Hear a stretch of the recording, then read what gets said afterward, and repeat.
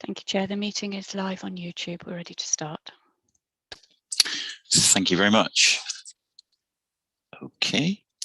Good morning and welcome to East Devon District Council's Virtual Licensing and Enforcement Committee meeting on the 21st of July 2021. I'm your Chair, Councillor Joe Wibley, and I'd like to welcome anyone watching the meeting via the live stream. Licensing and Enforcement Committee members are here today in the Council Chamber at Blackdown House, with other participants taking part remotely, and as well as being live streamed, the meeting is being recorded. So please bear this in mind and be careful with your language. And I'd like to also remind members that the Code of Conduct applies throughout this meeting. We reserve the right to remove and disconnect any participant who's disrupting the meeting by whatever means. In the event of a break in the internet connection or a power cut, please bear with us as we try to reconnect. After 15 minutes, if we're not able to, we will consider the meeting adjourned and reconvene at a later date. Please check the committee page on the website for details. Members, can you make sure that your phones are on silent and your microphones are muted at all times when you're not speaking in the meeting to avoid any background noise levels? Keep points short and do not repeat points that have already been made, and do not interrupt. And can we also make sure that we keep the camera on for the duration of the meeting so that we are clearly at Blackdown House? If you wish to comment, please raise your electronic hand and wait to be called. All councillors have been sent an agenda for the meeting, and any members of the public who want to view that agenda can do so by visiting the website at www.eastdevon.gov.uk. So we'll now start the meeting by doing a roll call of committee members here present. Can you unmute your microphone when your name is called and confirm that you are here by saying present at Blackdown House? And when you've confirmed you're present, please mute your microphone again. Alicia. Councillor Wibley. Present. Councillor Bloxham. Present at Blackdown House. Councillor Chapman. Present at Blackdown House. Councillor Chubb. Councillor Dent. Present at Blackdown House. Councillor Gazzard. Here, present at Blackdown House. Councillor Hartnell. Present at Blackdown House.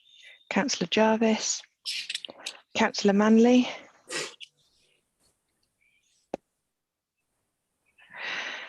Councillor Miller. Present, sadly not, at Blackdown House. Councillor Pepper. Councillor Pratt. Present at Blackdown House. Thank you. Councillor Taylor. Present at Blackdown House. Councillor Woodward. And Councillor Tom Wright. Present at Blackdown House, thank you. Can I confirm that I am present at Blackdown House, given my request that everybody says that, and I didn't. So I can confirm that we are quorate today. Agenda item 1, public speaking. At time of writing, there were no members of the public registered to speak. Is that still the case? Yes, that's correct, Chair. Okie doke. So agenda item 2, the minutes of the previous meeting, which can be found on pages 3 to 6 of the public document pack. If anyone has a comment on the minutes from the 17th of February 2021, could you make that comment by raising your electronic hands? If no hands are raised, I'll take this as an indication that you all agree the minutes of the previous meeting. I see no hands. Okay, so the minutes of the previous meeting are agreed. Agenda item 3, apologies, Alicia. So I've had apologies from Councillor Ian Chubb, Councillor Paul Jarvis and Councillor Tony Woodward. Okay, thank you very much. Agenda item 4, declarations of interest, which will be done by a roll call. So, yeah, thank you, Alicia. Thank you. So can I just remind members when declaring their interest to give the item number, what kind of interest it is, whether it's personal or not, and why they're declaring the interest. So I'll start with Councillor Wibley.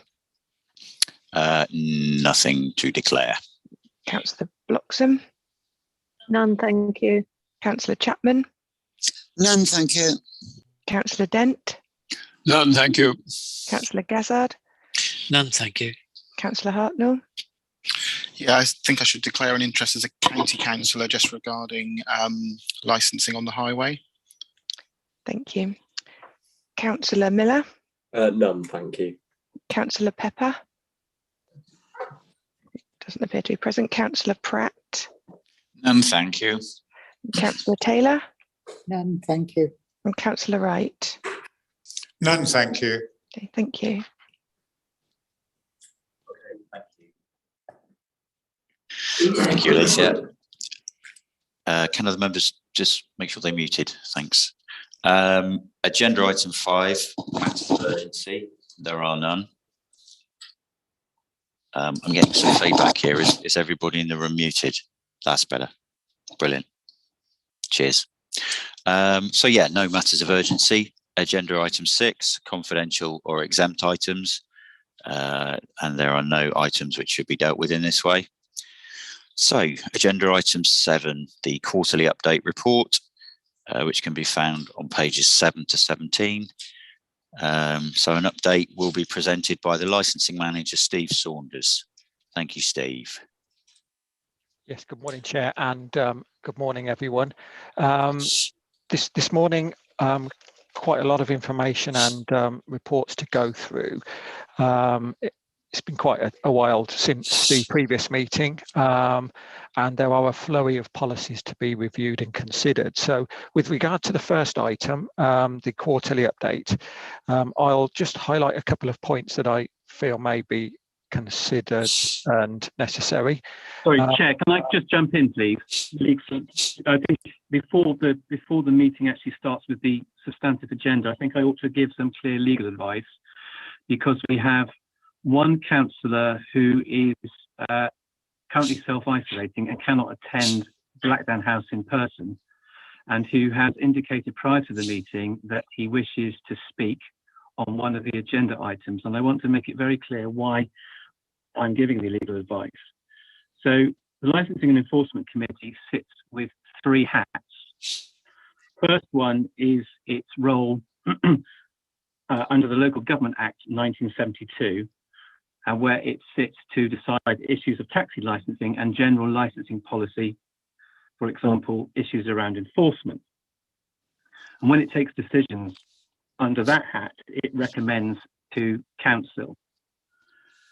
The second hat is its function as the licensing authority for East Devon, and its legislation comes under the Licensing Act 2003, and that legislation sets out that it has its own hearings regulations, and it sits outside of its function under the Local Government Act 1972, and I'll come back to why that's important. And the third function is that it is the gambling authority for East Devon under the Gambling Act 2005, and under that legislation it also has its own separate hearings regulations. Now, you will be aware that recently, following the lifting of some of the COVID regulations, there was a High Court ruling which basically stated that when councillors were exercising their functions under the Local Government Act 1972, i.e. for taxi licensing and general policy decisions, that they should go to a place where they will debate and register their decision. So that is why members are gathered in the chamber today.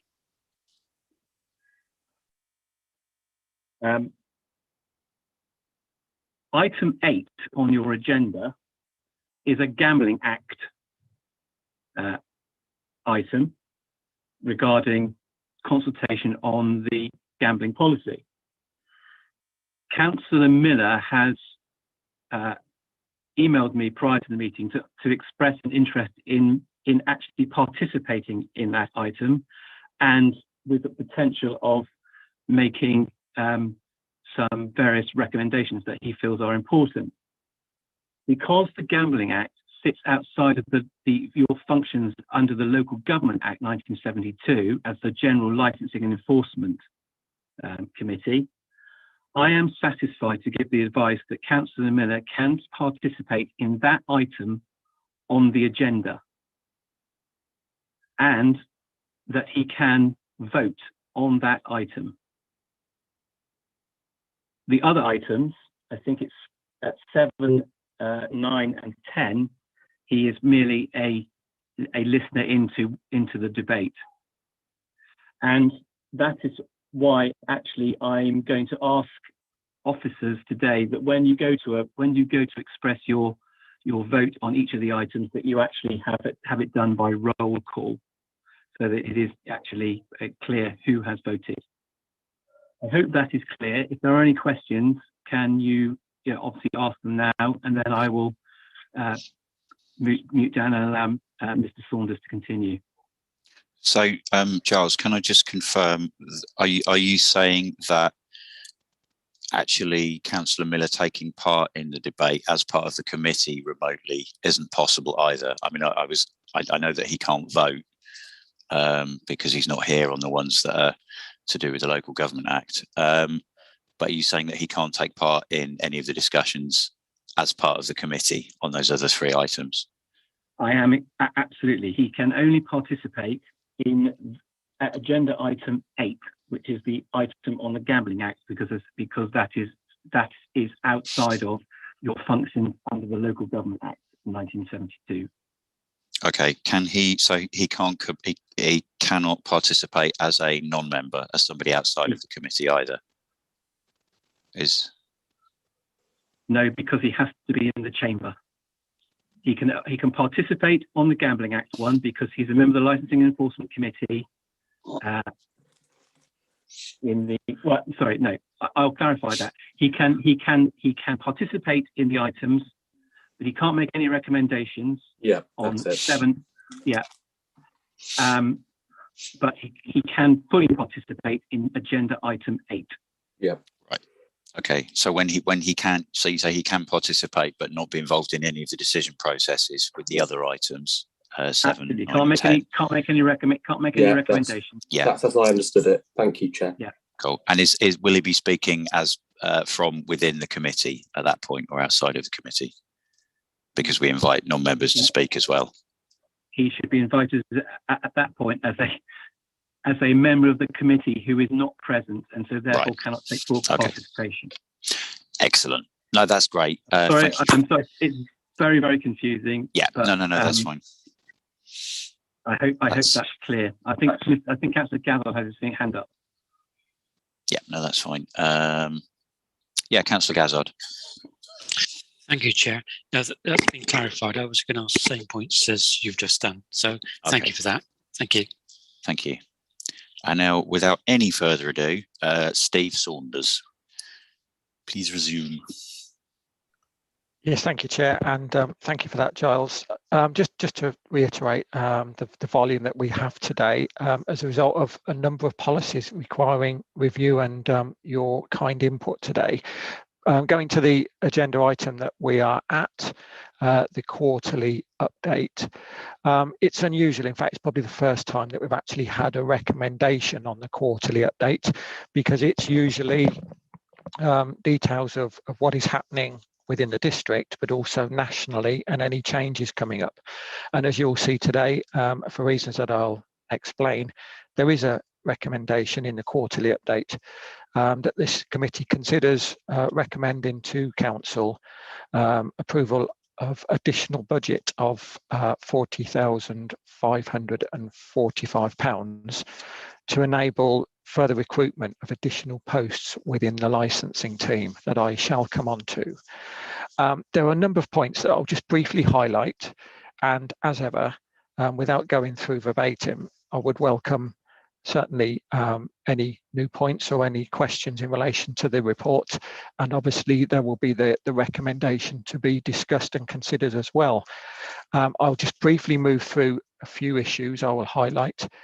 Councillor Dent kindly requested some time ago some more statistics and data in relation to the increased work that the licensing team is experiencing.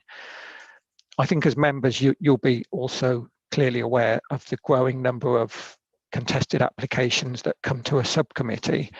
But as a result of that support from Councillor Dent and looking at the data, we've established that over the first 6 months of this year, we've had double the amount of new licence applications. This is for alcohol premises, or those varying or making changes as a result of effectively coming through the pandemic, changing their business model, or new premises up and coming and wishing to get licensed. That is across the district, really, although some of the contested cases have been more towards the Exmouth area. This impact is continuing across the district, and I make mention of some anecdotal support in that. In 1.2.4, there is a national online forum for licensing staff, and this trend is reported nationally from the northwest, northeast, all the way down to obviously this part of the world, where licensing hearings have at least doubled, if not tripled in some cases, and the work that is going in the first place also rising in that format. So why is this happening? Well, I've mentioned the growth that we're experiencing. Even during the closure restrictions, businesses were applying to get managers in place, applying to get up and running, and we've probably had closer to 9 to 12 months of growth, albeit this year is clearly evident. There is new legislation or changing legislation that I refer to in other reports. So under 1.3, the legislation to increase temporary event notices and extend off sales, that will allow businesses to operate more temporary events next year. We already manage, as a licensing authority, 800 to 900 temporary event notices each year, and clearly in 1.3.2 the government is proposing to increase the number of days available to businesses, and also to increase from 21 to 26 temporary events, which will support businesses. I'm sure they'll have more outdoor events, more festivals, but clearly that comes with more work for the officers that are administrating that kind of work. I'll come on to the Business and Planning Act for pavement licenses, because that was passed this week in effect, so the report will deal with that. I doff my cap to Councillor Dent and Councillor Wright, because I haven't placed an entry in the report with regard to the increased days that camping and glamping sites now have. It's something that the planning team have had to adapt to, so more outdoor days are available on the site for camping sites. And what this has brought to the licensing world is more outdoor applications for music, for bars, and some of those being sort of under the scrutiny of local residents and people who live locally. So it's another area of work from over on the border with Somerset and Dorset, all the way across to the other side of the district. We have these type of applications coming through now. So I will come up to the main point of the recommendation. Point 6 today, the licensing team update, deals with the current staffing and structure of the team. The reason for raising this recommendation today is that a number of short-term fixes and solutions have been examined before coming to this level. As the chair has said, this isn't a team that effectively raises its hand at every meeting and says we need more staff or we're struggling. But to be fair, there are a number of challenges now that are happening nationally, and with the changes and the continued legislation, these changes are going to continue to at least the end of next year and into 2023. So the recommendation that we're dealing with today, and I'll finish shortly so that questions can be asked and then this can be discussed, are to seek additional funding for one additional full-time licensing officer. That will be to deal and support the current level of work with administrating new premises licenses, preparing committee reports, and also the work which is significant before and after a committee to get those licenses out. And also for a part-time administrator, a licensing support officer for 25 hours a week to further provide a robust presence within the team for the amount of permits and notices that are being received and being administered by the team. I'll just finish briefly just to say we have no backlogs at the moment. The team is highly motivated and it works really effectively, and I'm proud of the team. However, the team is also, like many services, I guess, at the council, under enormous pressure. And the first 6 months of this year have identified that pressure will not relent or reduce. That is a recommendation today, Chair. And as mentioned, I may have gone on quite long enough on this point and this paper, and happy to take questions and discuss this further. Yeah, before we go on, Steve, could you just pass on the committee's thanks to your team, because the fact that you are working under such stress but have no backlogs at the moment, I think is admirable. So thank you all from us. Before we take questions, do you think, just because I imagine a lot of the questions will be to do with how, what funding exists already and what additional funding is required, could you just talk us through 6.9 in your report, just so that the committee's aware of what's available now and why we need more? Yes, Chair, thank you for that. So members will recall in the run-up, and also with the kind of the short-term information we have to introduce pavement licenses last July, there was an arrangement proposed and approved by this committee to provide a temporary administrator within the team. That would be an administrator to adopt and deal with more of those type of permits, but also increasing work that we're also experiencing because of the new national taxi standards, where DBS checks have changed from every 3 years to every 6 months. The influx and volume of pavement licenses just hasn't happened, although the funding was built in. However, the work in receiving the queries, on consulting on a number of occasions that haven't been successful, still goes with that. And for reasons of not wishing to fill that post without the level of volume, we didn't take that decision to do it. However, there is still existing growth, and that funding for the administrator is supported by the approval last year from this committee. Also, additionally, the extra licensing officer post, it is a 2/3 funding requirement. So a third of the funding is already built within the team by one of the officers making flexible working arrangements, which has been supported. So it's not 100% that we require for both posts.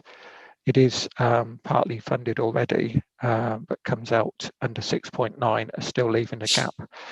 We would expect to fully review fees as well over the coming months and bring that back in November. So there is some structure in place to look at pre-application advice, which the planning team already undertake, and some of the licensing authorities are now introducing. And also we've spoken in the past of street trading application fees to be reviewed as well, which does need to come back. So although it is a request for extra funding, Chair, there is the conscious need to look at the gaps that can be closed as regards funding opportunities. Okay, cheers, Steve, that's really, really helpful. I was going to ask if there's anybody outside of the committee who wishes to participate, but I don't think there is anybody. So we'll come into committee. Councillor Tom Wright.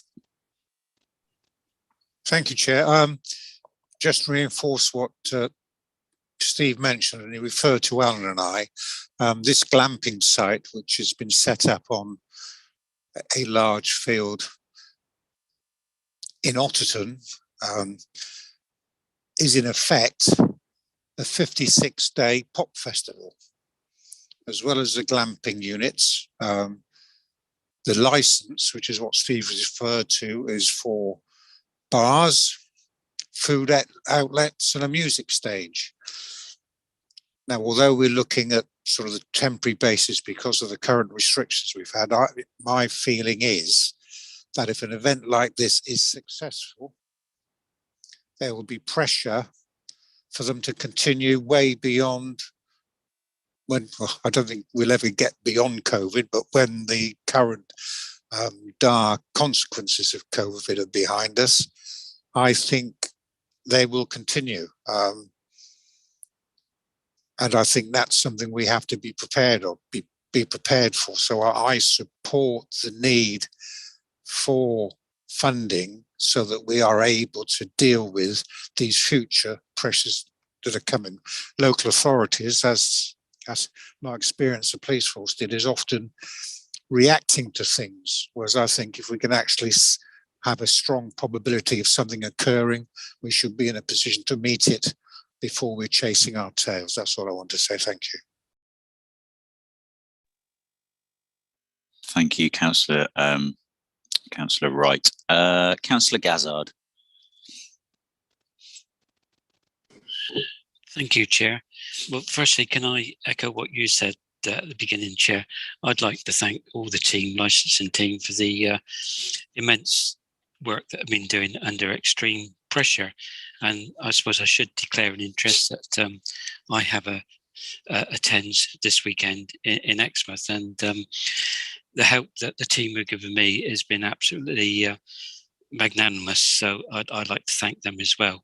And I would echo the points that Councillor Tom Wright has made. I think we asked for the information at a previous meeting of what stress and how many notices you're having for events coming in. And it's quite clear that, to me anyway, that you do need more resources. So I would be more than happy to support that that view, that we endorse the requests that you've made.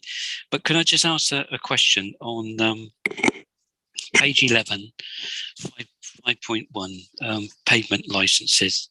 I read what it says in the report, but at the moment, and I'm sorry to be parochial, but in Exmouth we've got businesses that are having tables and chairs out on the Strand, and they're also using the grassed areas, which they have permission for. Having the problem with that.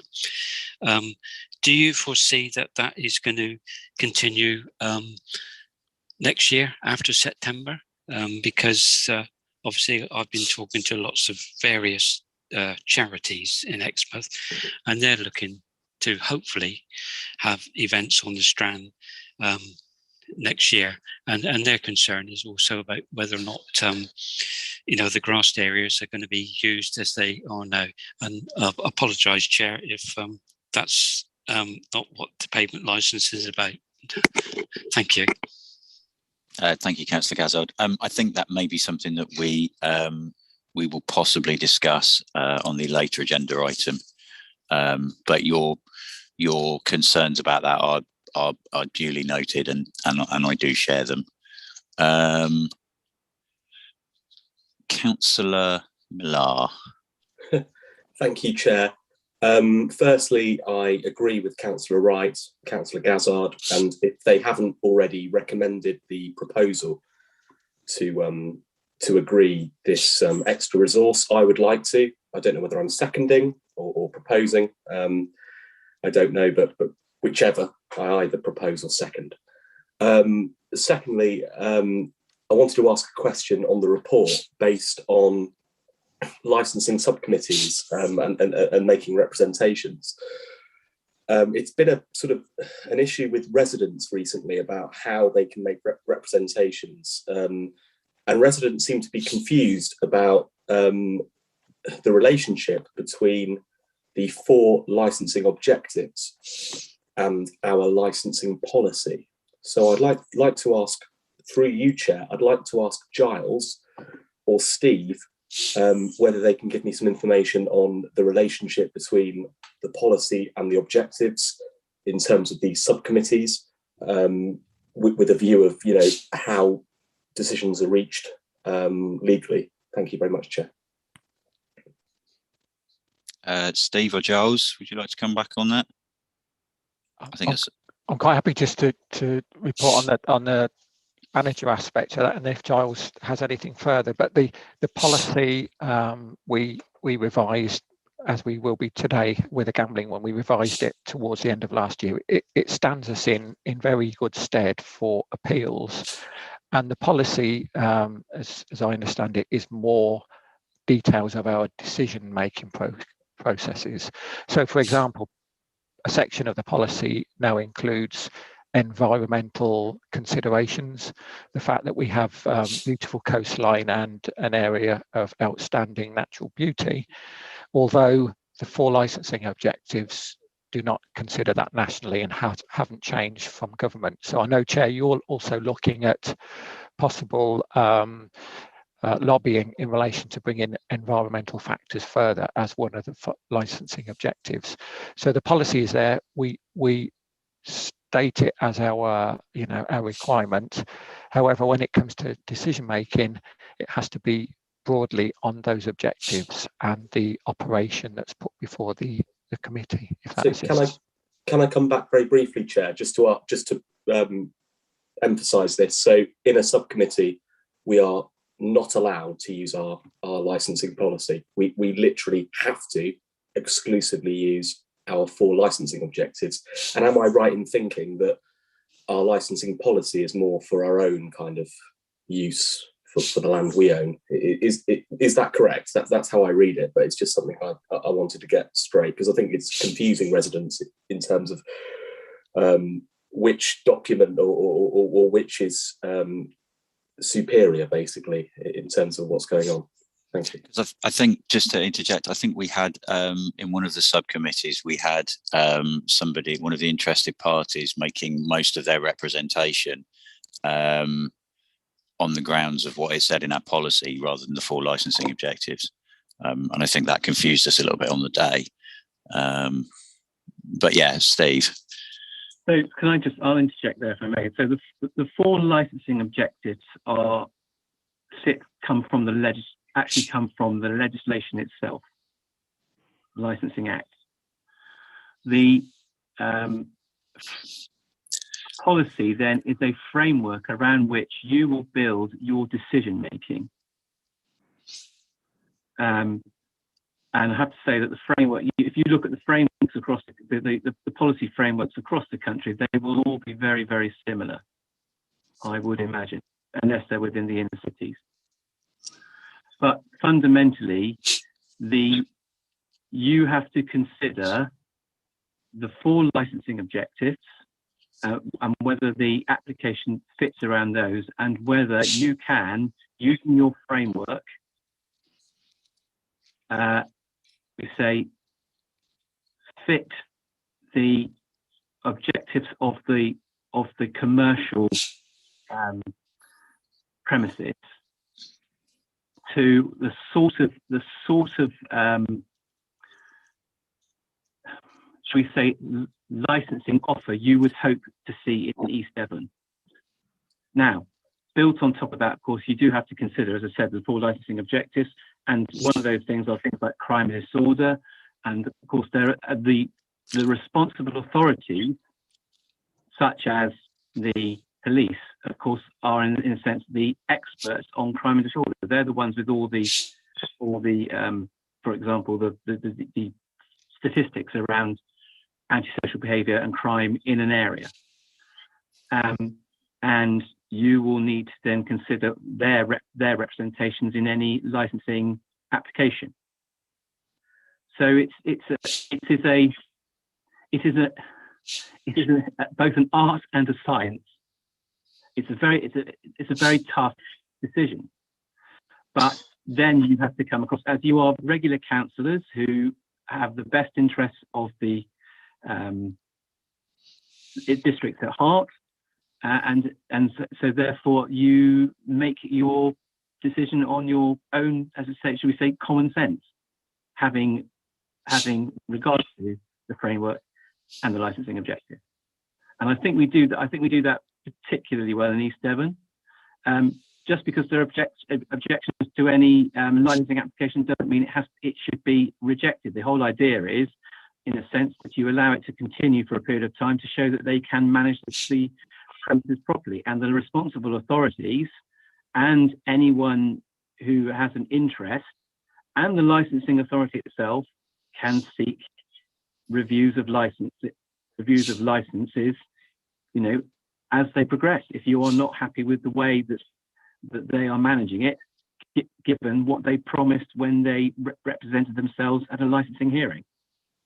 So it is a balance between the science of the framework and the policy, and the art of knowing how best to manage and weigh up all those various limbs and arms of the policy and the legislation. And I can't give a very straight answer legally, because it is a balance between all those things.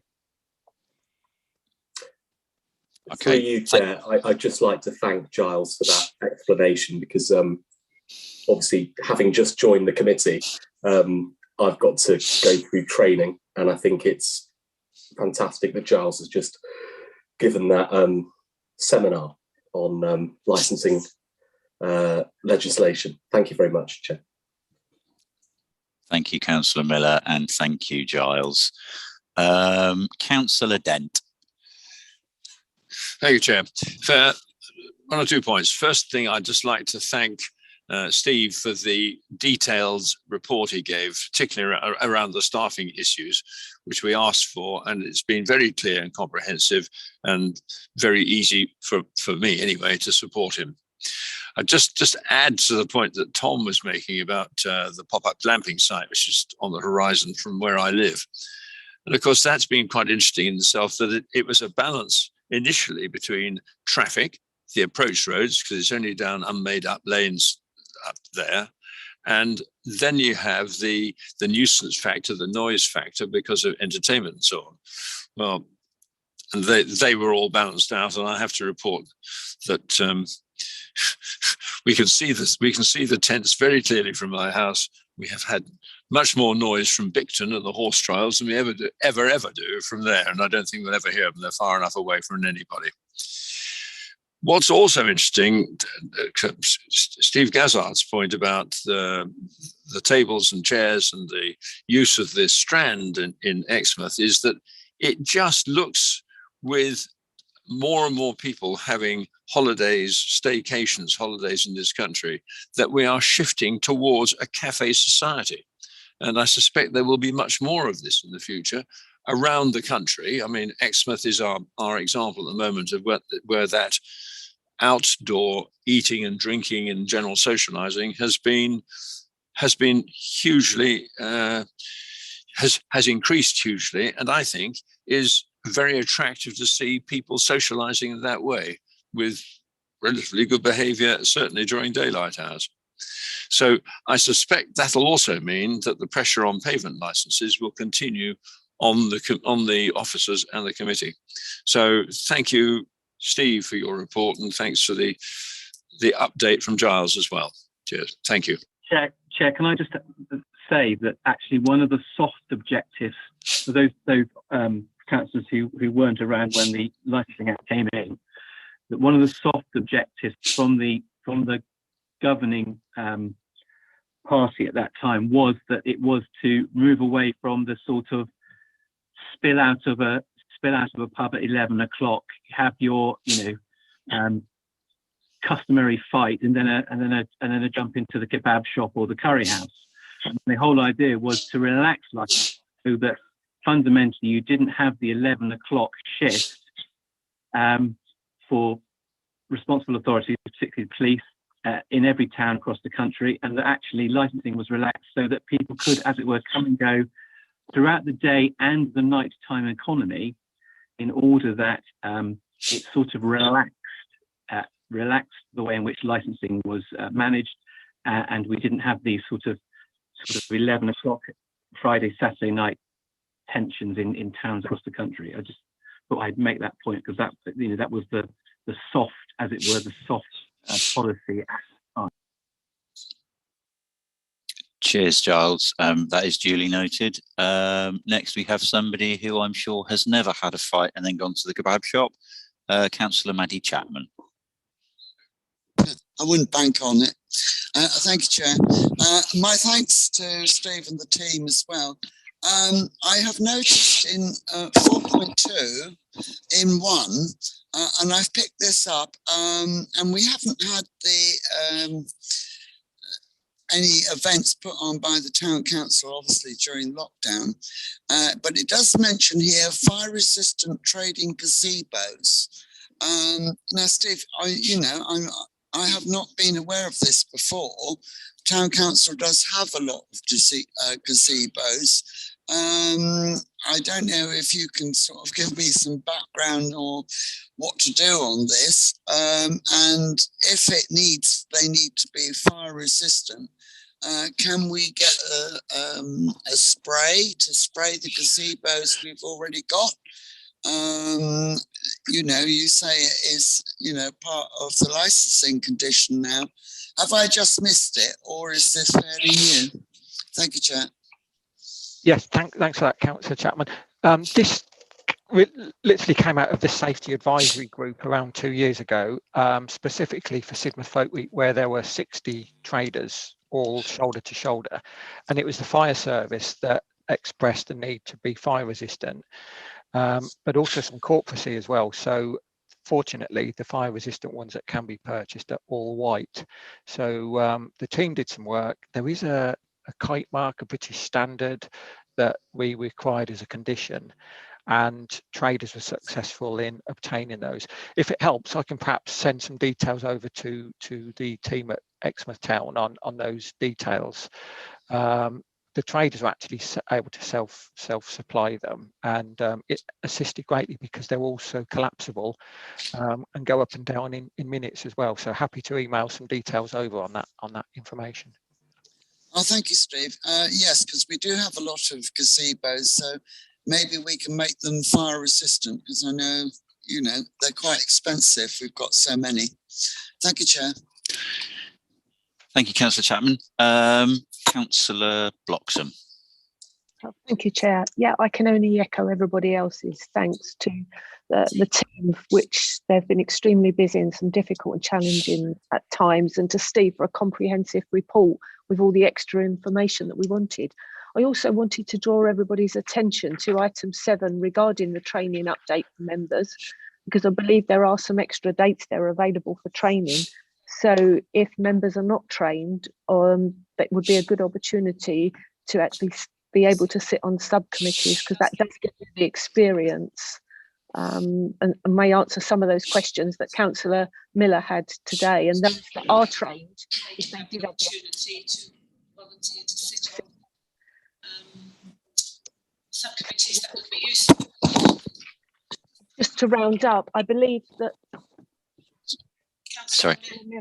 Councillor Miller cannot propose the recommendation, so therefore I'd like to propose the recommendation as written. Brilliant. Thank you, Chair. Okay, so Councillor Bloxham has proposed the recommendation. Does anybody wish to second that? Okay, Councillor Wright. Next we'll hear from Councillor Pratt. Thank you, Chair. The last 18 months have certainly been very difficult times for the licensing team, and I also would like to thank them for the hard work they put in during this period.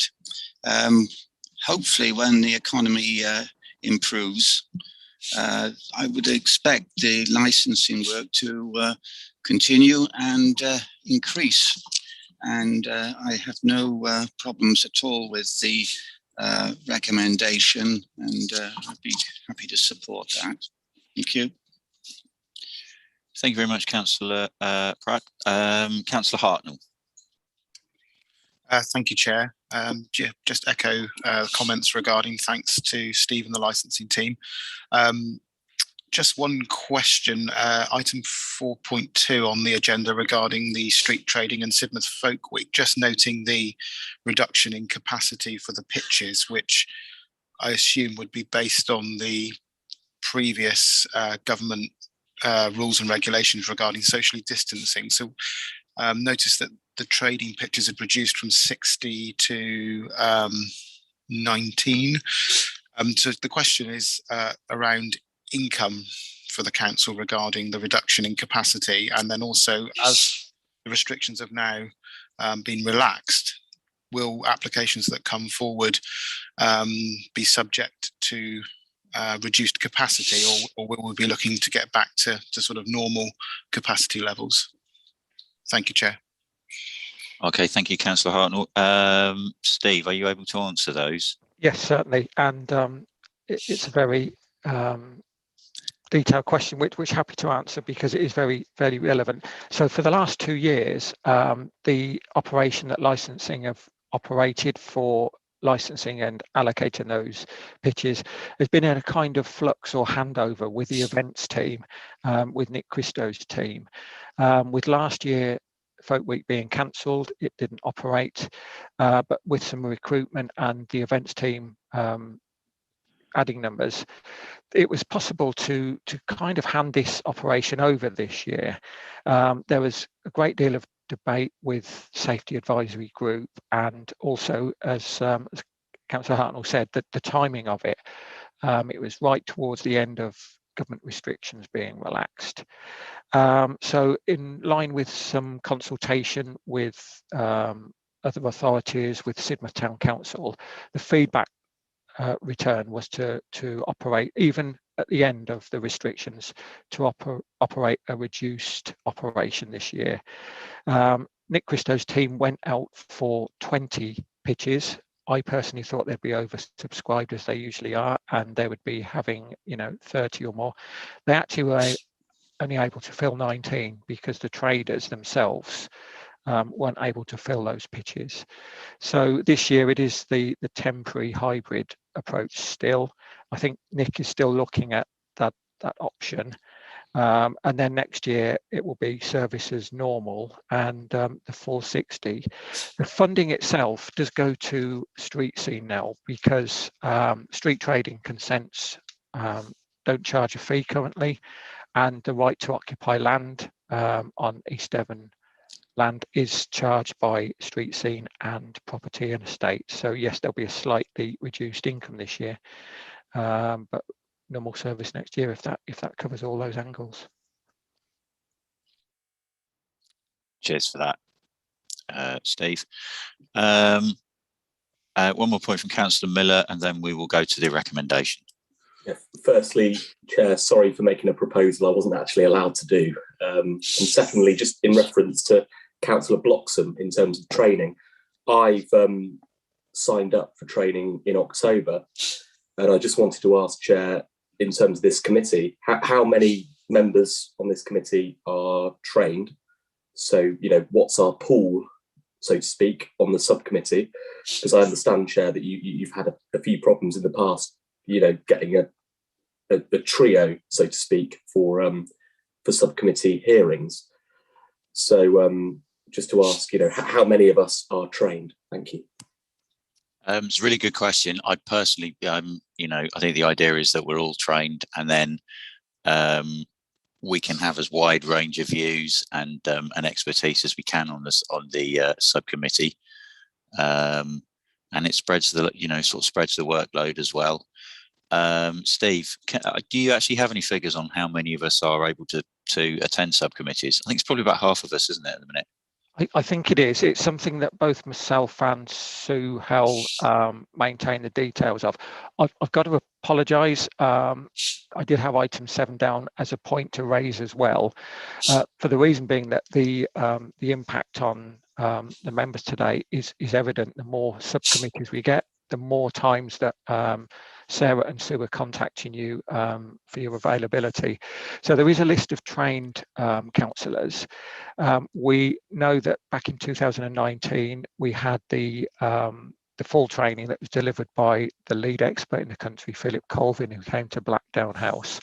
And literally since that time, we've been able to deliver it through Zoom.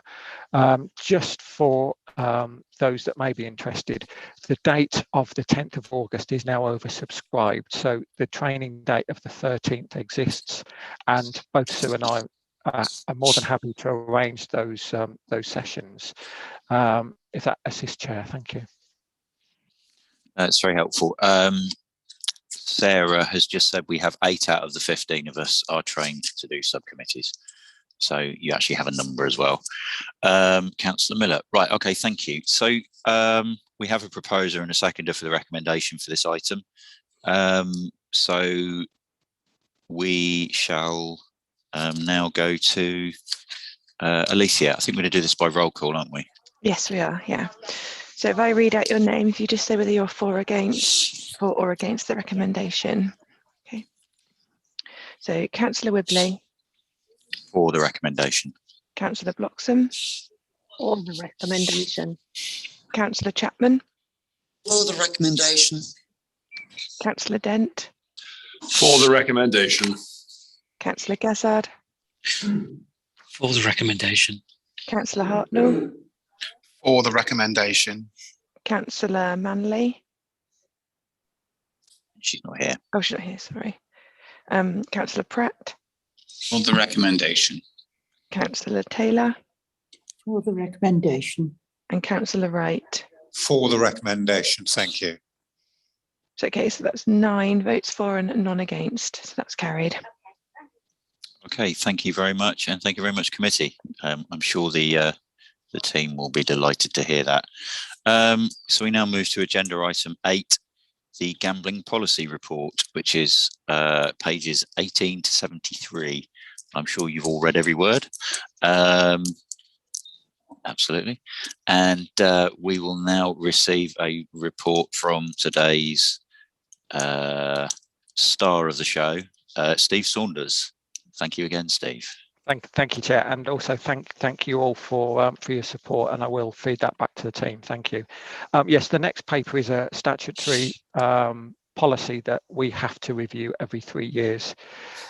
It is a policy that does assist us in relation to receipt of applications, and also for any that may be refused and appealed. And we have had gambling applications appealed in the past that were successfully defended at the Magistrates' Court. So it shows the relevance of this policy. On this occasion, over the last 3 years, there has been less change with regard to what the Gambling Commission expect or what the law has delivered. So 3 years ago, there were some really significant changes about local risk assessments that applicants would need to submit, and various items. We've worked with the other authorities in Devon, and although we don't have a broad one policy for Devon, the policies generally mirror each other. Quite a few of the authorities in Devon will be seaside coast authorities, which bring different requirements and different risks to those of an inner city licensing authority for gambling and betting. So today, the policy that is provided has been assessed and reviewed. The changes we feel are relatively straightforward. I do need to raise that I've had discussions with members outside of the meeting, and some proposals have been put forward in relation to casinos and the local area profile, which I'm happy to touch upon, Chair, given the advice from Giles. But initially we'll just raise questions and updates, and any points that the committee would wish to raise today. Okay, thank you very much, Steve. Yeah, definitely. We'll talk about those two things in a minute, or they may come up in the course of conversation anyway. Well, there we go. Councillor Paul Miller. Thank you, Chair. So yes, I've spoken with Steve Saunders, and I also spoke with you, Chair, and Councillor Dent yesterday about a couple of proposals I'd quite like to move with regard to the geographic profile. 3.6, it says, whilst not a requirement, it is the desire of the council to develop a local area profile. My view is that the sooner we do that, the better.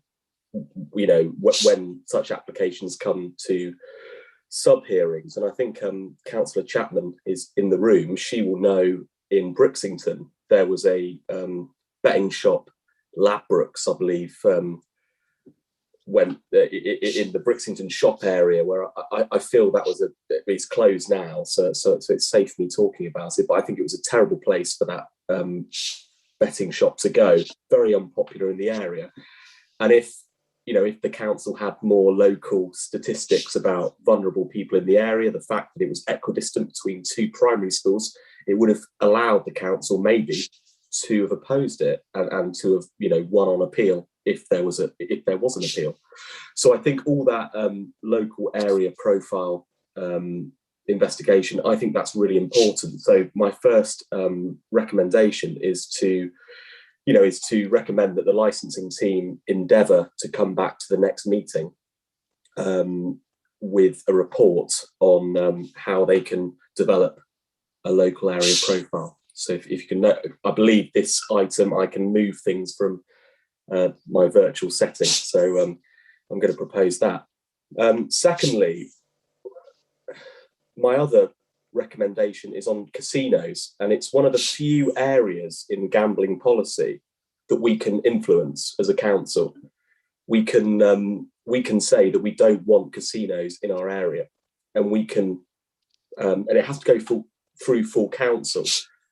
But as a licensing committee, we can recommend that we do not want casinos in East Devon district area. And in my view, I think I'm against casinos in the sense that I think high risk gambling it creates terrible health inequalities and that kind of thing. So I think I would also like to recommend. So there's 2 recommendations: the one I've just mentioned, but also the idea that we recommend to full council that we will be a no casino council. Basically, we will rule out that we will ever have a casino in East Devon. And the reason I move that is because I remember a councillor a few months ago saying that it was something they were considering for Exmouth Seafront, and I personally think it'd be a terrible idea. So I'd like us to rule it out. So therefore, I'd like us to use our powers as a council to rule it out, and we can do this, and recommend to council that we rule out casinos in our area. Thank you, Chair. Okay, thank you, Councillor Miller. For members' benefit, the section on casinos and how things are currently is on page 47 of the document pack that you have. Do we have a seconder for the 2 recommendations of Councillor Miller? So the first one, do we have a seconder for seeking to draw up some local area profiles? Okay, Councillor Dent will second that. And do we have a seconder for Councillor Miller's proposal that we introduce a no casinos policy? Councillor Dent has seconded that also. Okay, we will now move on to, thank you for that, Councillor Miller. We'll now move on to Councillor Tom Wright. Thank you. Casinos used to be regulated by the government, and if a town didn't have a certain population, casinos were not allowed to be built.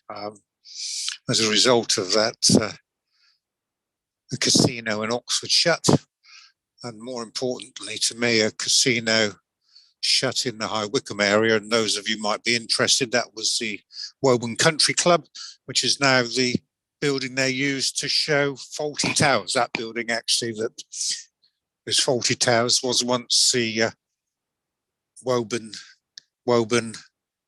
Country Club. I'm speaking on Wideridge, although I support both those motions. I think that the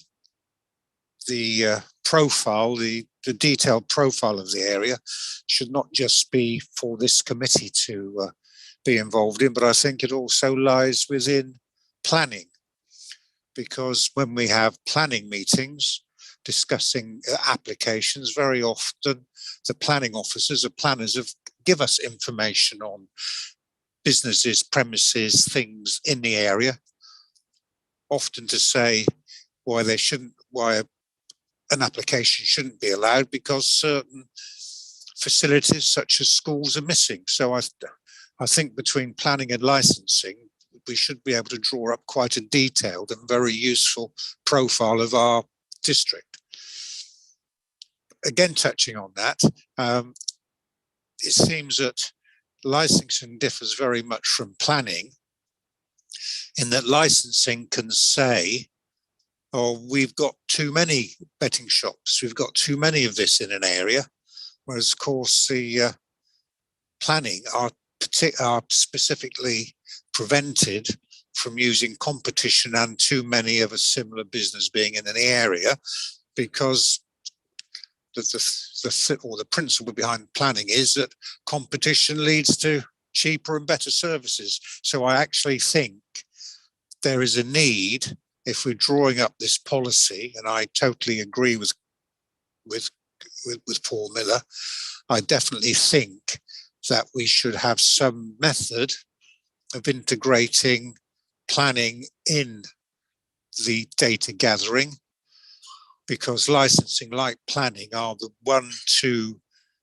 only two committees that are actually quasi-judicial and play a very important and instant impact on businesses and people's lives. So I think it needs looking at, but I also think we should also consider involvement with planning. And I know many of us around here today sit on both committees. So I totally agree. A profile such as that will enable us to make decisions, give us much better data.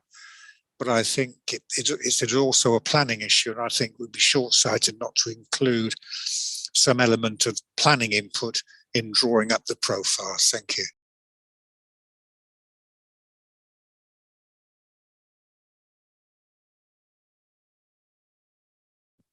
You're on mute, Chair.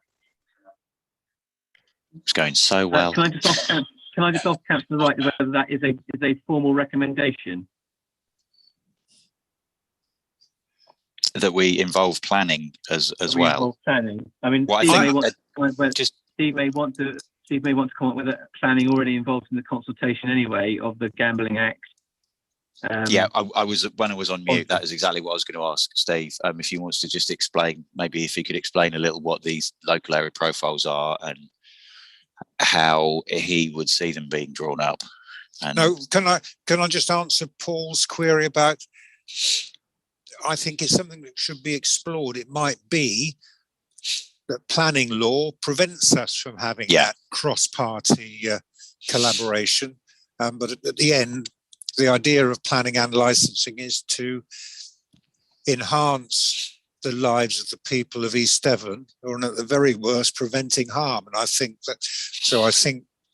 licensing and planning both have those broad aims. So I think it would be desirable for this to be some collaboration in what we both would want out of a profile. Okay, thank you.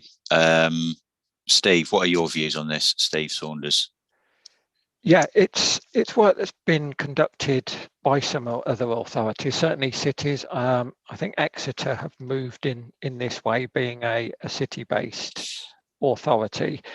As Councillor White said, planning are one of the key contributors, but also the factors, the data and the information really needs to be considered by all the responsible authorities. So public health, who are not too frequent in representations or responses, would play a real lead in relation to possible harms to vulnerable people, to children.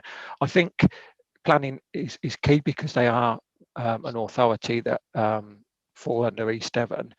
But to have an effective local area profile, I think there's a wide range of data that we would need to go out to. And I think looking at public health, housing, community groups as well, potentially, would be something to start looking at. There is a forthcoming contact with other seaside, as they call them, seaside authorities through the Gambling Commission. So I'll take forward good practice in other areas with a view to bringing this back. Just briefly on this point as well, And thank you, Chair, for the page in relation to casinos. The current geographic profile in our draft policy is on page 29. And what this recommendation would do would broaden that considerably with all the data and the input of all those other authorities. Thank you. Okay, cheers, Steve. And do you think, given some of the stuff we discussed under the previous item, do you think that you have the capacity to be able to do this? I think it's work that has to be considered. We're going out on the consultation, so without second guessing the recommendations raised today, the inclusion of a local area profile can be included in that requirement. And also the casino requirement as well under page 47 can be amended, and then we go out for consultation. The work will be, through partner agencies, but myself and the team sort of pulling that in and looking to build on it in the months ahead. Okay, cheers. Yeah, can I make a comment, Chair? Can I make a comment, please, from a legal point of view? My concern is two recommendations which are highly commendable from Councillor Miller, but first of all, you're going out on consultation for this statement of licensing policy, which will involve obviously putting that information forward about the local area profile. And then once you've got that information, of course, that will be included in the draft document to go to Council to be approved. And it may be sensible then to actually move your second recommendation, Councillor Miller, at that point, so that you actually have the evidence to show that a no casino policy at that point, with the new policy in place that you have, as it were, confirmed to Council, is then recommended, because obviously it's Council that approves the gambling policy. Through you, Chair. Yeah, Councillor Miller. Giles, can you explain that again? Your advice on the casino motion, because I didn't quite get that. Well, you're going out to do a sort of local area profiling, and some of that evidence will give you information about the concerns you have over the development of gambling within East Devon.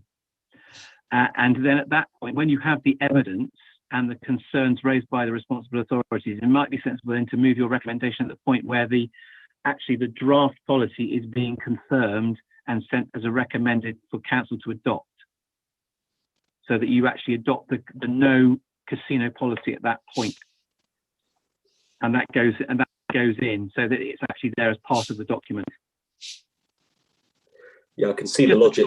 Yeah, I can see the logic in that, Chair. Thank you. What I'm concerned is you've got you're seeking evidence. You're seeking evidence to make that decision. I mean, you've had, my concern is that at the moment you just made a decision without any sort of community profiling of gambling across East Devon and those concerns.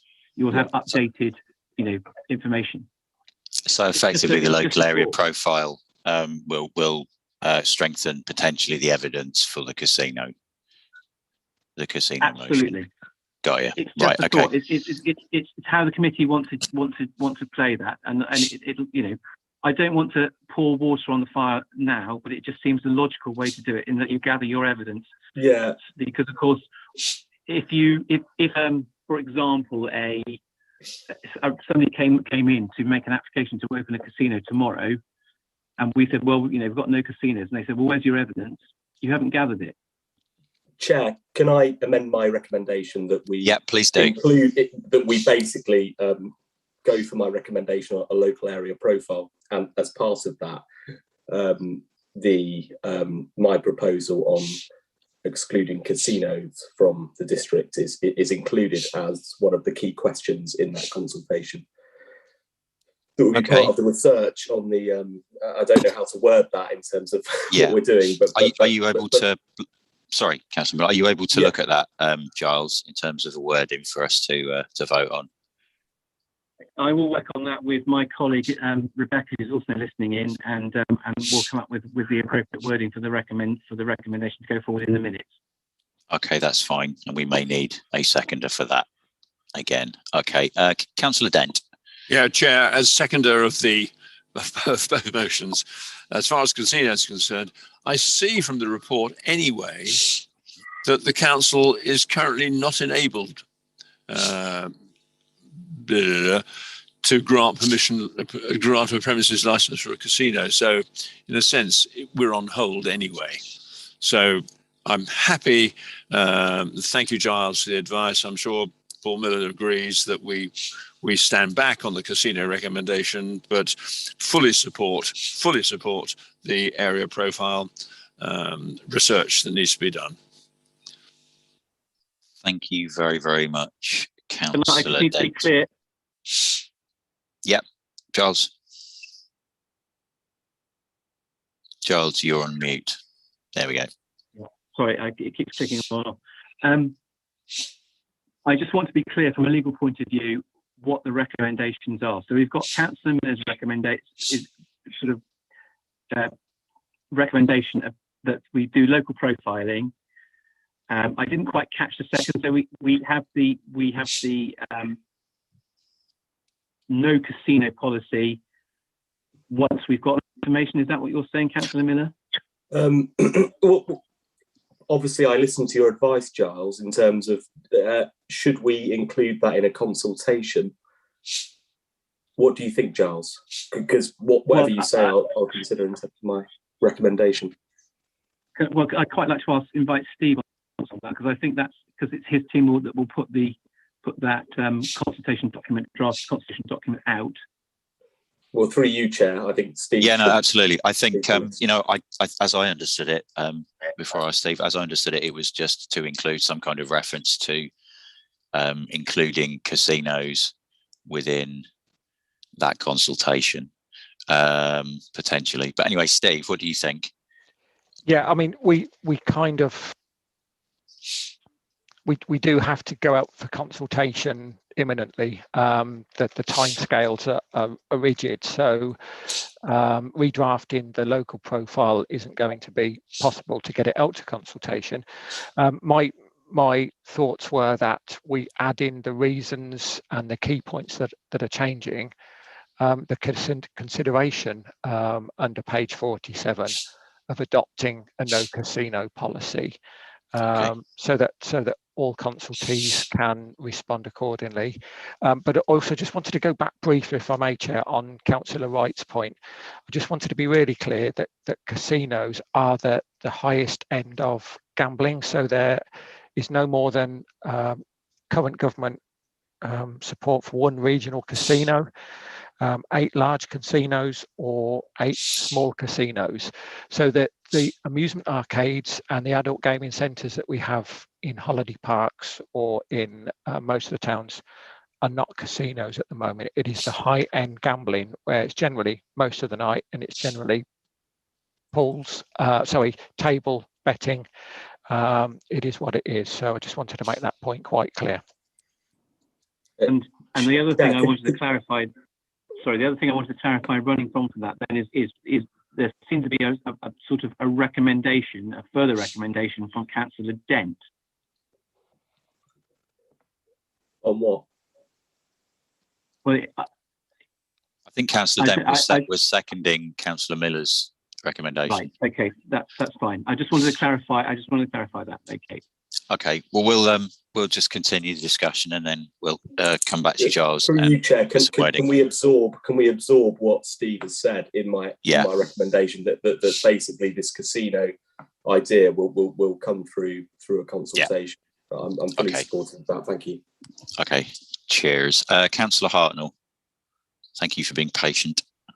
Oh, sorry, Chair. Steve's just actually answered my question with regards to the regional casinos, so that's fine. Sorry, I meant to take my hand down. Yep, no worries. Councillor Chapman. Thank you, Chair. Right, well, I'm well confused now. Over the years on this authority, we have looked at this, and as Steve has just said, casinos are very highly regulated by the government legislation. So we always took the view that we have enough problems here, and no one has ever applied for a sort of Monte Carlo type casino here.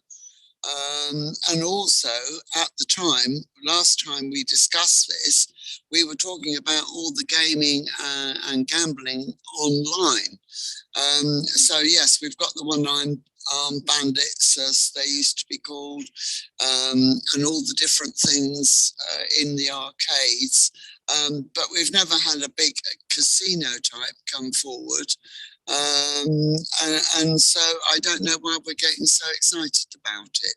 I can quite understand sort of looking at areas where, you know, you shouldn't have a gambling, betting shop, etc., etc. And when it came into Brixington, we thought it was a stupid idea and it didn't work and it fell through. Excellent. So now we don't have it. So that, you know, I can understand everyone looking at that. I don't think you can put any more on planning. I think planning are up to their eyes in stuff as it is. But so I think the licensing officers can actually look, and when it comes forward, it will come to committee anyway. And once we're all trained up, I really don't see the problem. Hence, I'm confused. Thank you.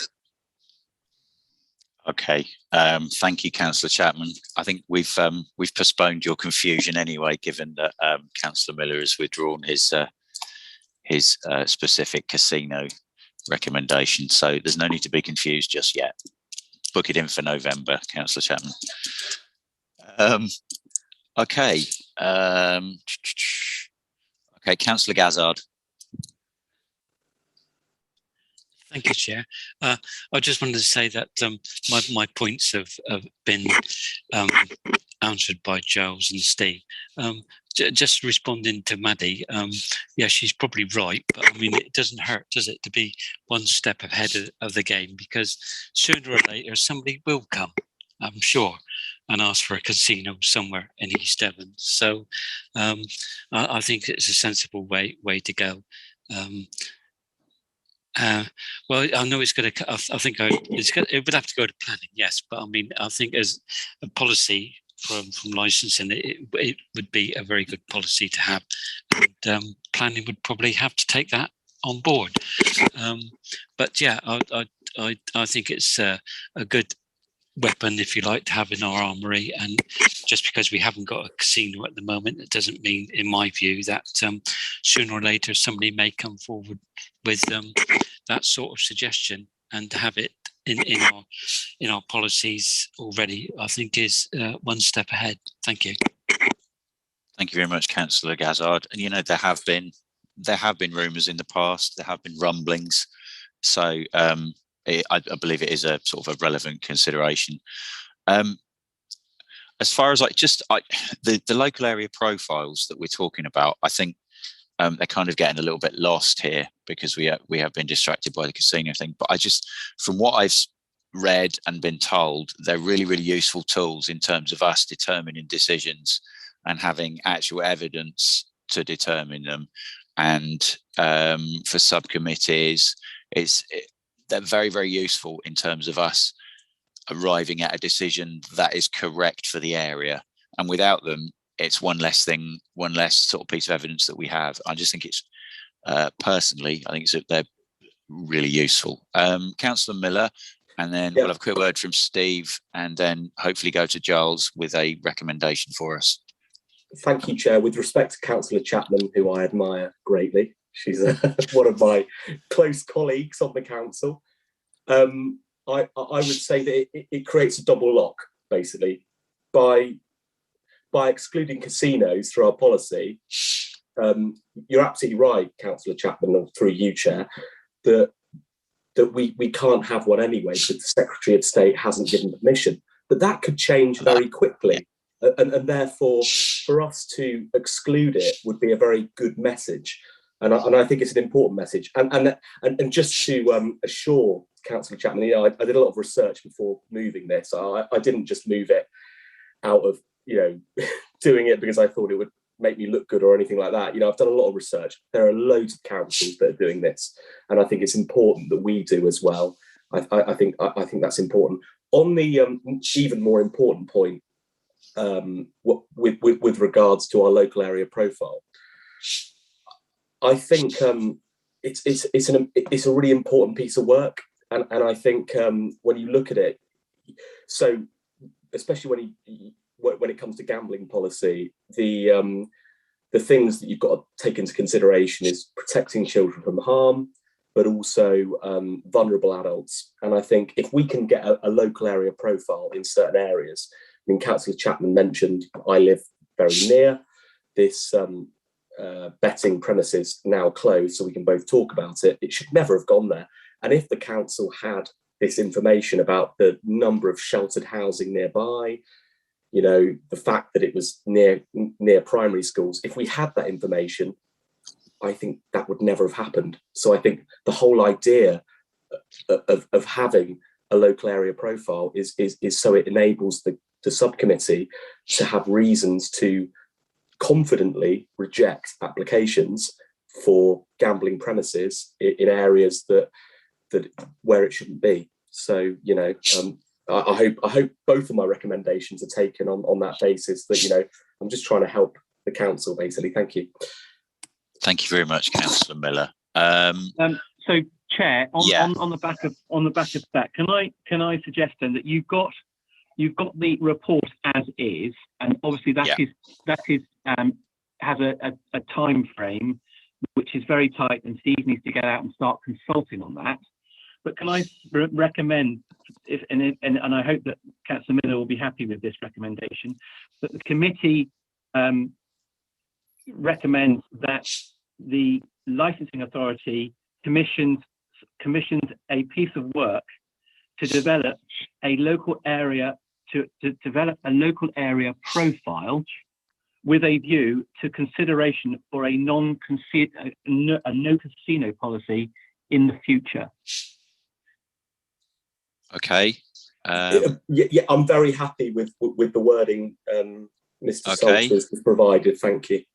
Councillor Dent, are you still happy to second that? Happy to second that, very much so. Thank you. Excellent. So, hopefully confusion over. Yeah. So we'll take the. You can scrub it out of your diary. Confusion over. Excellent. Excellent work. So I guess that means that we take the that we will take a vote on accepting the gambling policy, and then we take a separate one on the Councillor Miller's recommendation. Is that the case? Because they're effectively separate things now, aren't they? Yeah, right. Okay. Yeah, absolutely. Okay, then. So Alicia, we'll take a. Can we take a vote on the agenda item 8 as it is in the agenda, so that we recognise the gambling policy? Yes, that's absolutely fine. So I'll begin with you, Chair. So Councillor Wibley, if you could just say if you're for or against. I am for. Councillor Bloxham. For. Councillor Chapman. For. Councillor Dent. For. Councillor Gazzard. For. Councillor Hartnell. For. Councillor Miller. For. Councillor Pratt. For. Councillor Taylor. For. And Councillor Wright. For, thank you. Okay, so that is 10 votes for and none against, Chair. Excellent, thank you very much. Committee, Giles, could you just read again, just so everybody's entirely clear, what we're now going to vote on?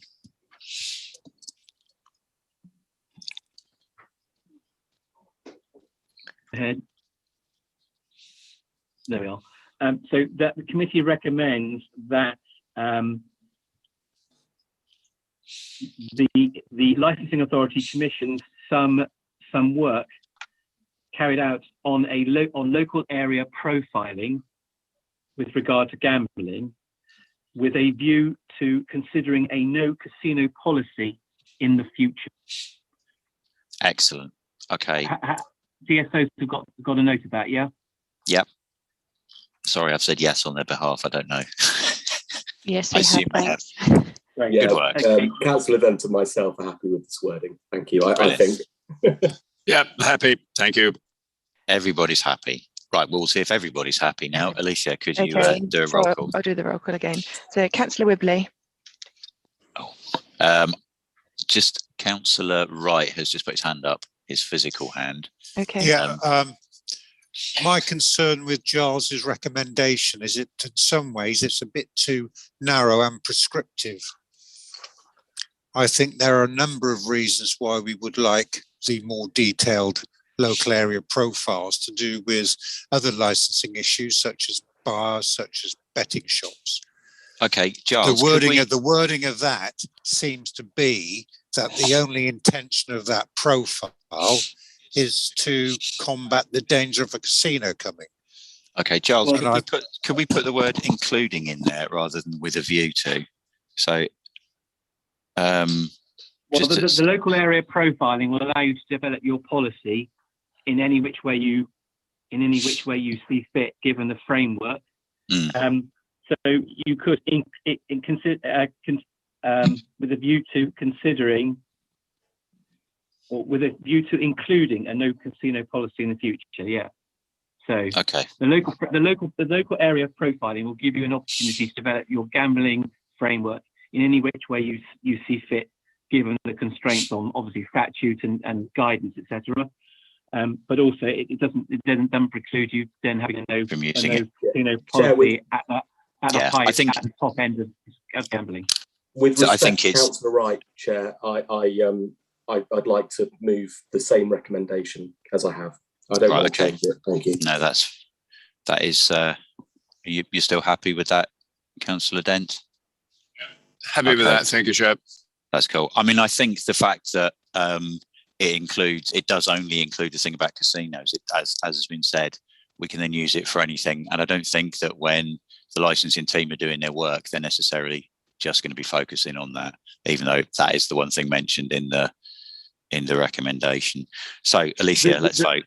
Okay. Sorry, just to confirm, the work will come back with a whole view of statistics and information from various responsible authorities. As I say, you can develop that.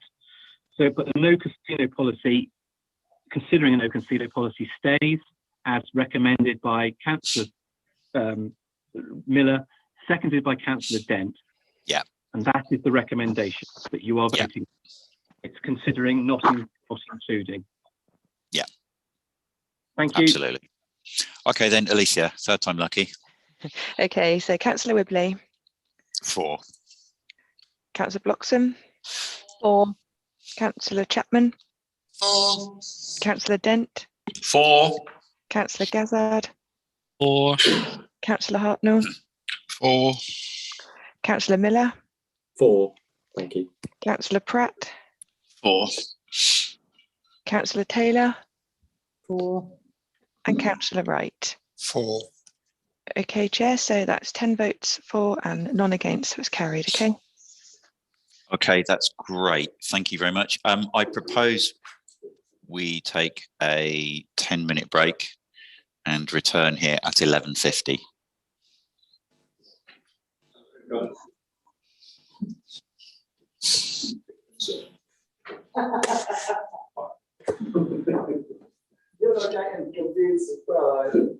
I remind you, we're still on YouTube.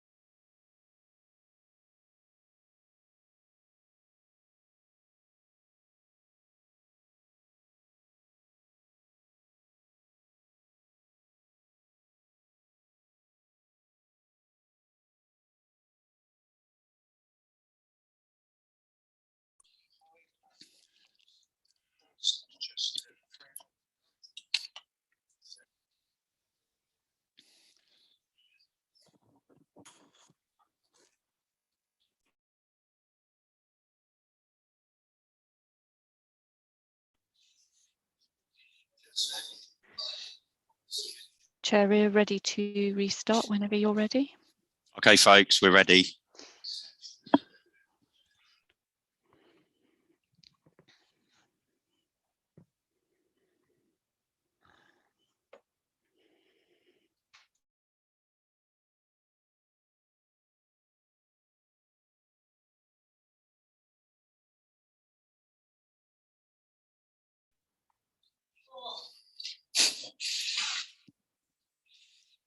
Okay, are we live on YouTube again? Yes, we are. Thank you. Okay, thank you very much, everybody. Let's move to agenda item 9, the temporary taxi policy report, which is pages 74 to 84 in your documents, and we'll receive a report from the licensing manager, Steve Saunders again. Steve, part 3. Yes, thank you for that, Chair, and also thank you for the previous item. I don't think we've ever had gambling policy so eagerly debated. I do appreciate it, so thank you for that. The taxi policy. So during the commencement of the pandemic, April 2020, taxi work effectively stopped. It was almost the most urgent trips and the most vulnerable and needy were receiving support by the taxi operators. And there was even a brief suggestion at one time that taxis weren't safe to actually operate until the government announced some guidance. So the emergency taxi policy was really introduced to assist licensees who at the time maybe needed to take their vehicles off the road, to sawn them, to pause policies and licenses, which the ongoing taxi legislation doesn't permit. A vehicle will always be a year-long license. Drivers must renew, because if they lapse or expire, they have to go through the full process, etc., etc. The temporary policy has assisted, we're told, to a great degree, some individuals who have needed to kind of pause their work. And even now, they are getting back to normal, much like the country. But a couple of key points that have been raised by some members and some licensees are that it has been financially challenging, as we know. The first committee report today touched upon the lobbying of this committee to local MPs. And licensees, where they have to change a vehicle, are still finding the challenges financially in going to a vehicle that is 4 years or newer, as our main taxi policy requires. So there has been a move and request from some of the licensees to provisionally and temporarily consider going to a 5-year-old vehicle that would be suitable and satisfactory, because anything over 4 years at the moment would require the decision of the licensing subcommittee. The other change, or the other temporary change that would be requested as well, is to maintain the Drivers for You doctor's vetting. So a number of licensees are just unable to go and get a doctor's appointment to have their taxi medical because of surgeries, not doing face-to-face appointments. And so it was reported that licensing have had the alternative under the policy for the online medical assessments, which works well, and which we feel there is a real degree of need, but also it is of the satisfactory standard. We're not waving anybody through that could be a health risk or could have a medical episode while driving the public around. Appendix A contains the changes.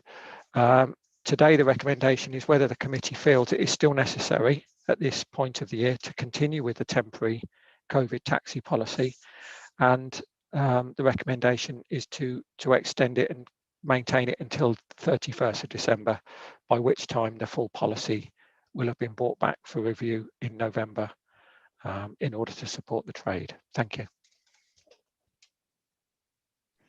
Thank you very much, Steve. I think we did have a discussion about this, and the trade are much appreciative of the policy, and for members' benefit, I think they would definitely like to see this extended. Do we have anybody? We don't have anybody outside the committee, but within the committee we have Councillor Gazzard. Thank you, Chair. Yeah, can I say I would support the extension of the policy, as Steve has said, and I'll be happy to move that, Chair. I'm also pleased that we're going to keep if the policy goes through, keep the online medical assessments, because it seems to be extremely difficult to get a doctor's appointment even now. So I think that is vital that we keep that bit in. But overall, I think it would make sense to keep the policy in place. So I'd be happy to move, Chair. Excellent. Do we have a seconder for that? Okay, was that why you put your hand up, Councillor Wright? Yeah, my yellow hand was preceded. I totally agree with Councillor Gazzard, and I note the amendments that now MOT's garages are opening, that those restrictions are now being back imposed. So I second the recommendations entirely. Thank you. Thank you very much. So we do have a proposer and a seconder. Do we have anybody else who wishes to comment? Okay, so if we could now take a roll call on that. Thank you, Alicia. Okay. So Councillor Whibley. 4. Councillor Bloxham. 4. Councillor Chapman. 4. Councillor Dent. 4. Councillor Gazzard. 4. Councillor Hartnell. 4. Councillor Pratt. 4. Councillor Taylor. 4. Councillor Wright. 4, thank you. Okay, so that's 9 votes for and none against. So that's carried, Chair. Thank you very much, Alicia, and thank you very much, committee. I'm sure the taxi trade will be delighted. Okay, so now we move on to agenda item 10, pavement policy report, which is pages 85 to 87. At this point, and before we hear from Steve, I think when we consider this, we need to focus on the report and the recommendation in it, rather than the minutiae of specific sites. We can obviously touch on them, but I think, yeah, let's hear from Steve anyway. Steve. Yeah, thank you for that, Chair. Yes, the final report today is the recommendation to continue the extension of pavement licenses being administered by the team until the 30th of September next year. You'll recall last summer Henry Gordon Lennox brought a paper to this committee when the government kind of announced at short notice that district councils could also administer and grant fast-track pavement licenses. What we've learned in that time is that Devon County still maintain their permanent approach. So a lot of businesses that already had their licenses granted by Devon County Highways have maintained that and renewed and have continued there, as I mentioned in point 4 of this report. So we are looking at the very temporary arrangement that had been in place until this coming September. And also bearing in mind the Chair's comment, there is also a mirroring approach being taken by the council to sitting out consents and leases in areas such as the Strand and other places where East Devon actually own the land. And in line with Councillor Gazzard's comments earlier, there's a mirrored process which the licensing team don't operate, but events and property and estates will review the suitability and will grant a short-term lease in a mirrored way. So it was only this week that the government, I think within the last 2 days, have confirmed the extension legally that pavement licenses, temporary arrangement by district councils will be in being until 30th of September next year. And the recommendation is to continue with the process for officers to consider and consult and administer those applications where they are suitable. Thank you.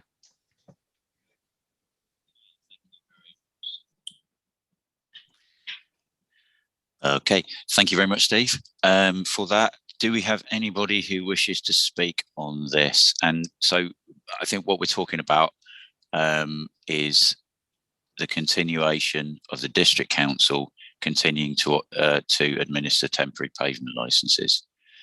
Okay, Councillor Chapman. Thank you, Chair. No, I think it's a brilliant idea, and it helps the businesses, and I know they're very happy. There was one thing I would like to ask Steve, though, and when we are looking at places to extend table licenses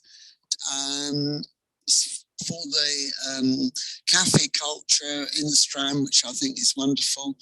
There have been occasions in a couple of places where a piece of land, bearing in mind all the land that isn't privately owned is owned by East Devon, and it's next to a pavement by the side of the road, but there isn't a lot of land there.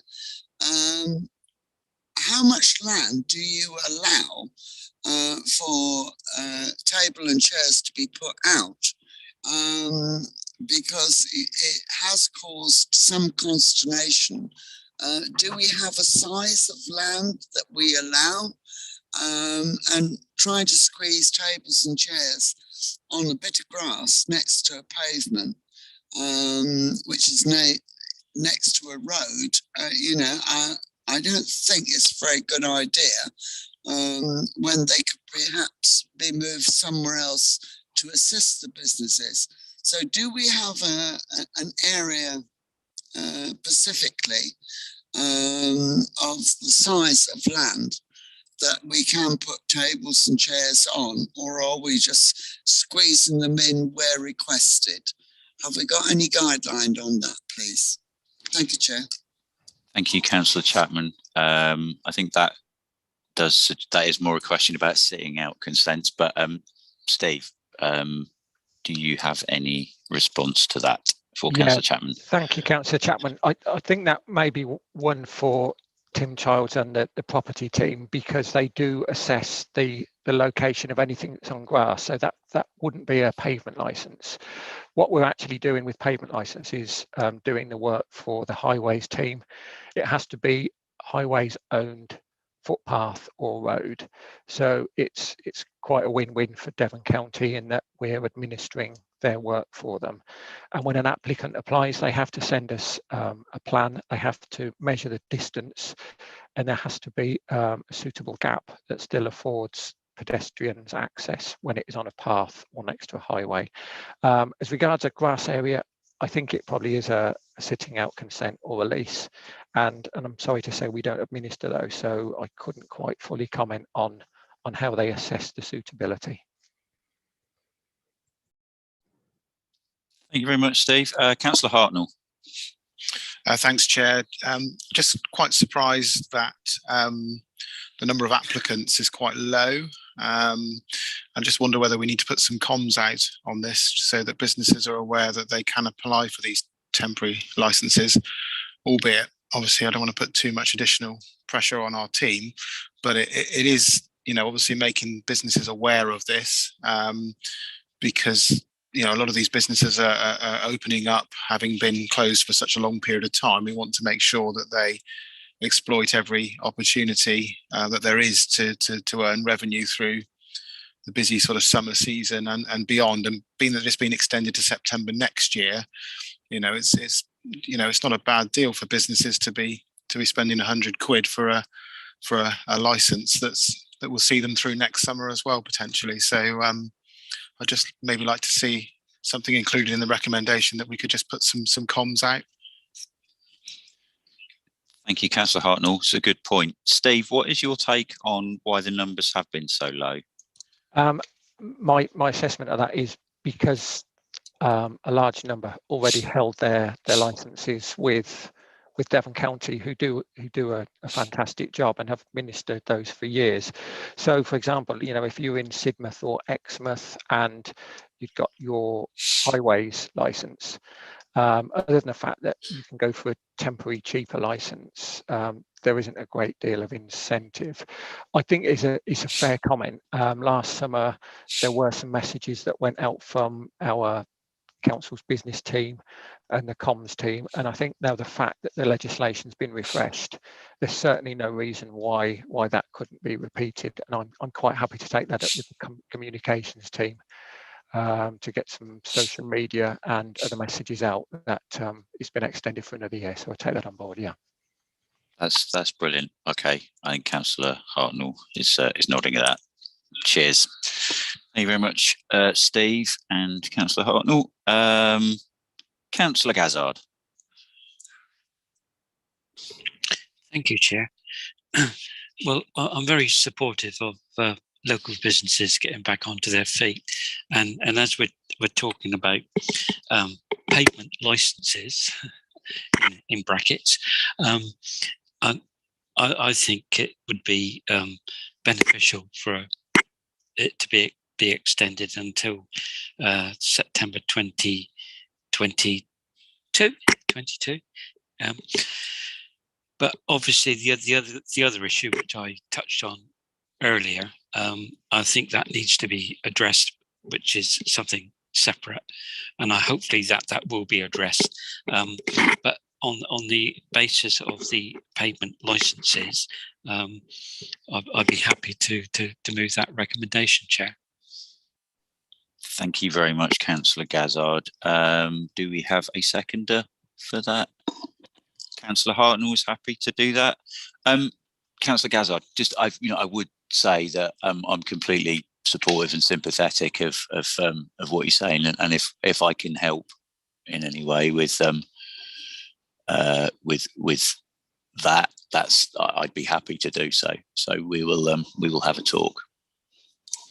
Thank you very much. Right. Okay. So I don't think we have anybody else wishing to comment on this.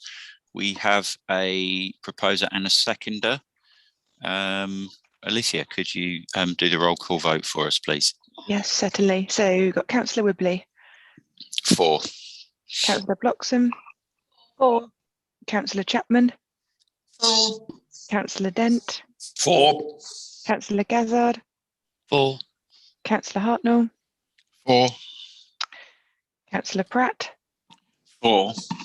Councillor Taylor. 4. And Councillor Wright. 4, thank you.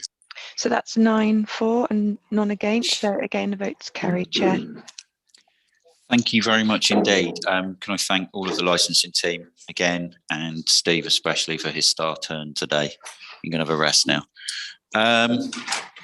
That brings our meeting to an end. I'd like to thank everybody, including any members of the public watching online, for taking part. However, can I just remind all those present that the supporting officer will confirm when the meeting is no longer being recorded or going live. And until then, your comments will be live to the public. Thank you very much.